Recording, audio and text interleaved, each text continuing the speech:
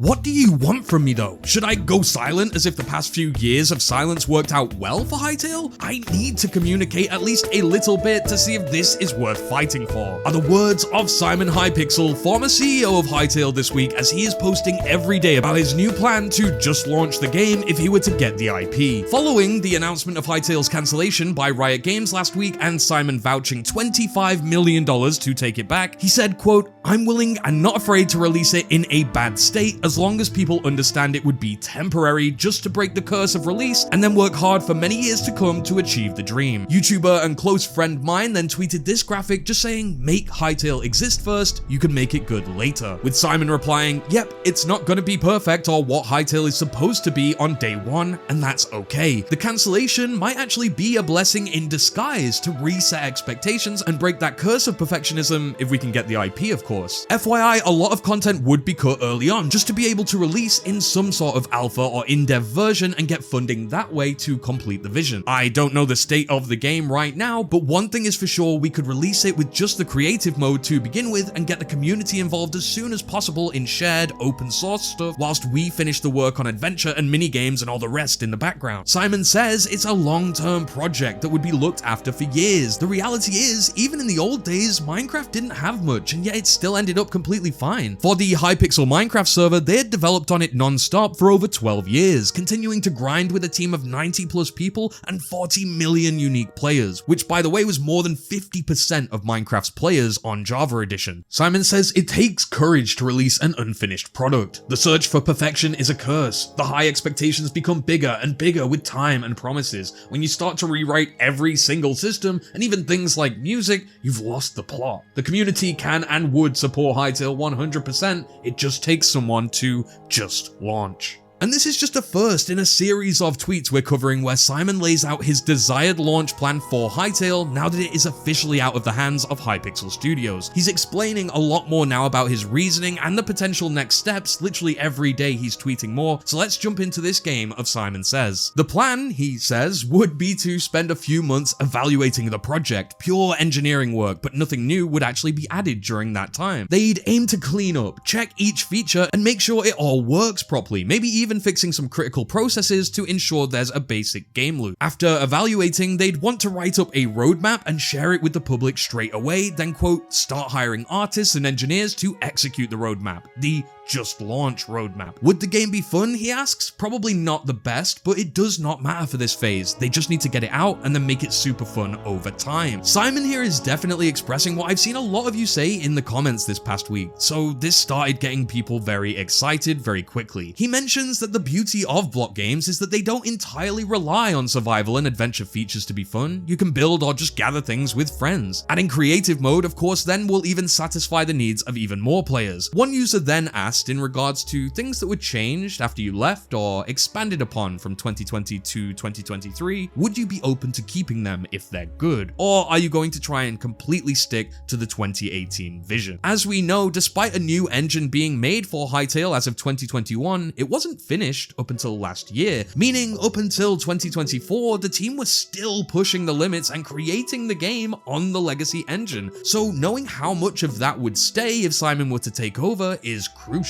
And Simon cleared it up saying yes, everything good would stay in. The new combat looks amazing, for example, much better than my days by miles. When I say legacy engine, I'm actually referring to the thing that's probably been updated until 2023 and beyond, and all of the assets made until 2025 cancellation are probably still working on the legacy engine. I don't know for sure, but it would make sense. As for the new engine, we know that was still fairly undercooked. He said it, quote, would probably need to be put in a vault for now, maybe revisited later on for cross-platform, but I doubt so. I have not seen anything at all since 2019 other than blog posts, and maybe one PowerPoint that was shared with me 2 years ago with their roadmap. Another user then asked Simon if he were able to get back the company, would he ensure continued public updates, or maybe even consider answering questions in a public Reddit AMA. Simon said if he gets the IP, 100% yes. He says, "I would like to do some kind of blog post on Reddit so people can ask us questions and give feedback on our initial plan. I'd like to make sure everyone understands this new direction situation and are okay with it first, and lower their expectations that what we want to release isn't finished. These tweets have just continued as replies to community posts and hashtag save Hytale posts have been flooding in all week, even Simon replying to my meme about the chances of Hytale stating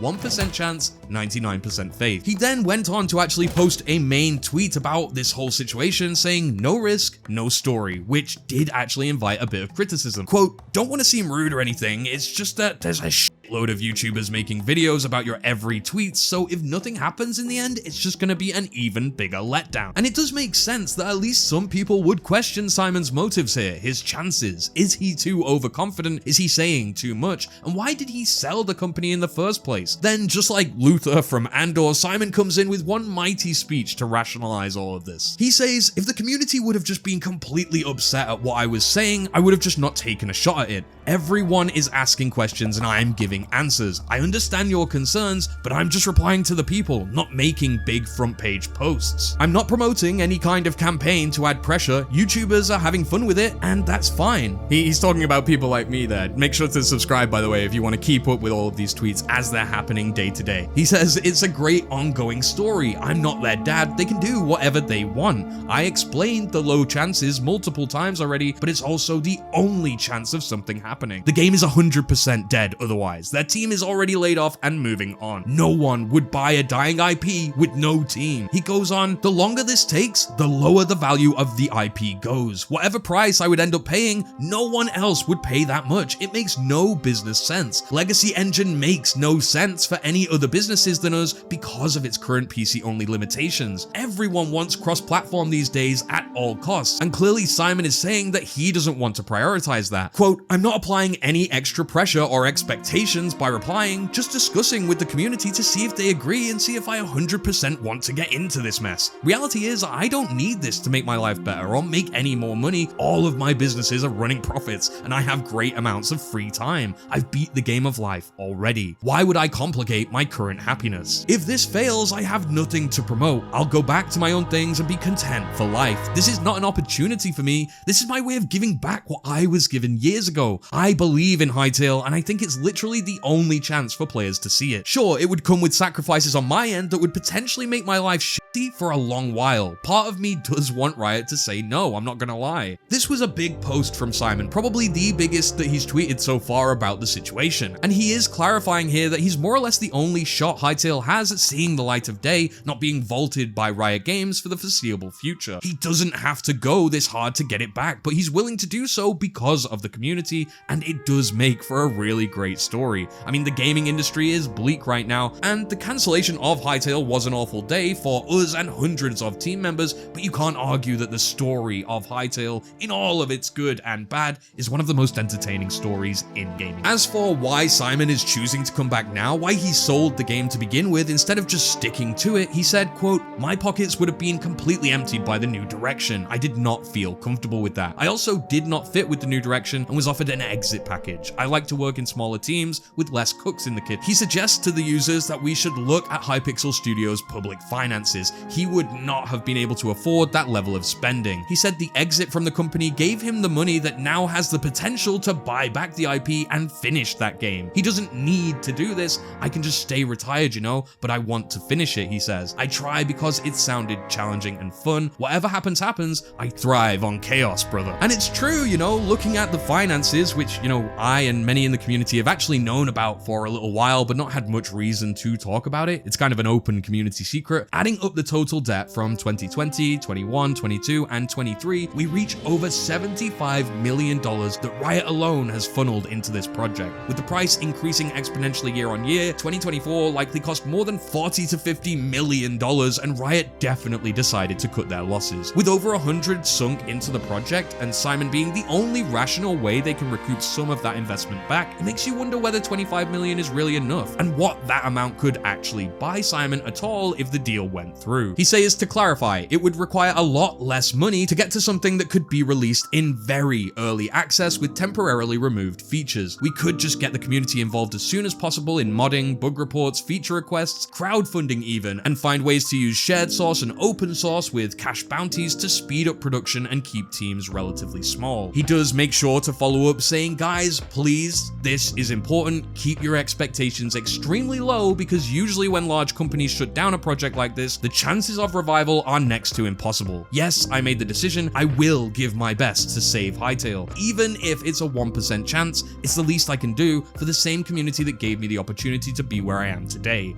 I will reach out. However, remember it will take a while, give it some time. It'll take months to get answers and months to get done, but I will share as much as possible as I go through the process. Many are still asking if this is all talk from Simon. Has he actually contacted Riot, opened up a dialogue, spoken to the team? Tens of thousands of people at this point have been trying to raise awareness, but Riot is currently on a summer break. As mentioned in a short post they sent out just after the cancellation, they're set to return around July 7th. But I think regardless of time spent away from work, many of them will be aware of the situation. It's kind of hard to escape it at this point, likely returning in that first big management call of the year to a collective.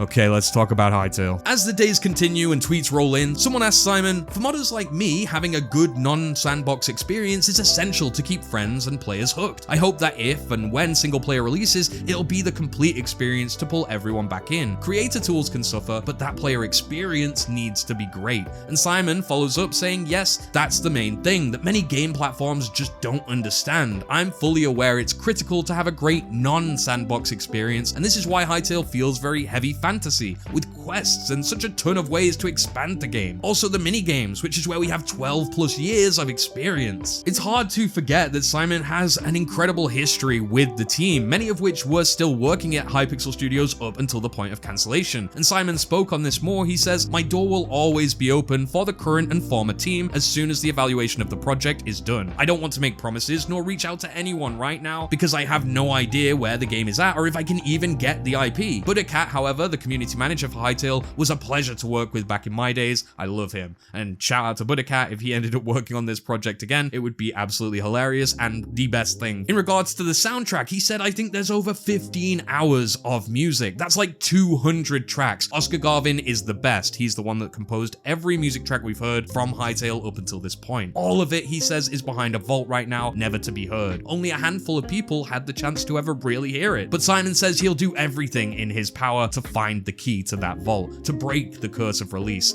Let's bring it home, he says. Even when discussing the art direction and the absolutely incredible artist Thomas Frick, who's been creating concepts for us to enjoy since the beginning. Simon says without Thomas there would be no Hytale today. He made it all possible to believe in the early days. It's just frustrating to not be able to get the players to just experience it all. In regards to Thomas coming back if he was to get Hytale, he says, I have a feeling that Thomas is probably burned out on the promises of the past. I personally trusted the team to take care of him and they have failed to do so. So I feel highly responsible for that. We haven't talked, but this is how I feel towards the whole journey. I wish him well. My doors will always be open, but the chances of anything happening are so small that I don't want to reach out to anyone yet. No need for a roller coaster of emotions. To be honest though, I do think that's a little bit too late, Simon. We're on a pretty big roller coaster right now with all of these tweets and the last week of non-stop devs coming out. There's been more news about Hytale in the last 7 days than the last 7 years combined, and after today's game of Simon Says, I hope you all stay tuned for whatever eventual conclusion this story will have. Expect more content on other topics soon. I know that not everyone was a fan of that trailer video that I released. Trust me, I didn't think that the entire trailer was real and not cinematic. I implore you to really give that video a full watch and listen to my actual reasoning for making. As the Hytale story continues, subscribe to stay in the loop, stay safe, and keep free.